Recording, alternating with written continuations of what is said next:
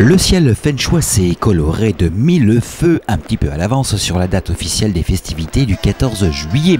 Mais au moins c'est un temps clément dont a bénéficié Fontois pour les festivités tricolores.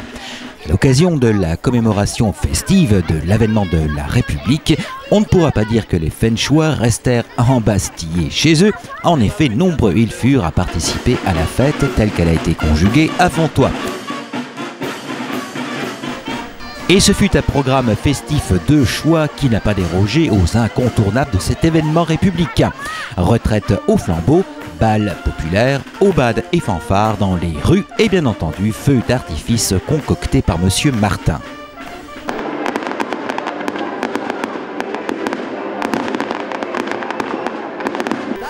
Dès 17h, l'excellent orchestre Pôle Position et sa chanteuse de charme distillaient leurs notes dans la cour de l'école du centre.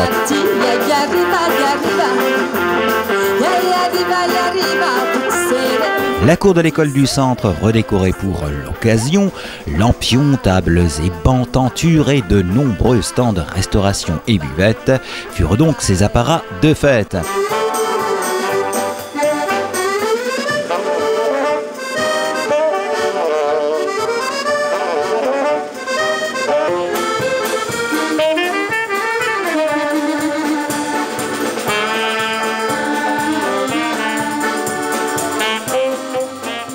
Une cour d'école dans laquelle les enfants scolarisés de Fontois avaient pris congé, grandes vacances oblige, mais néanmoins pas abandonnés pour autant, loin s'en faut, par eux.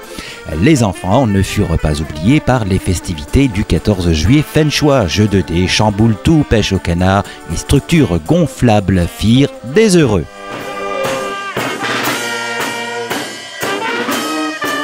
Si les enfants ne furent pas les oubliés de cette fête, les aînés de Fontois non plus. En effet, après avoir sillonné dans quelques rues de Fontois, la Rangue valoise donna une balade à la maison de retraite où les seigneurs de la ville leur offrirent un chaleureux accueil.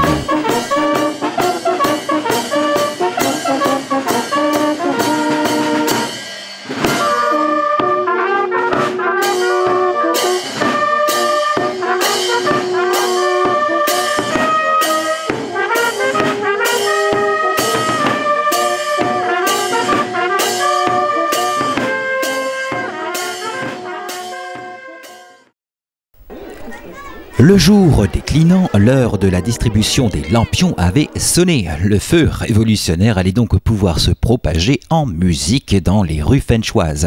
Le long cortège constitué des sapeurs-pompiers, de la Rangue valoise, des édiles de la commune et de toute la population convergea au monument aux morts où une gerbe commémorative fut déposée par les enfants et monsieur le premier magistrat de la ville.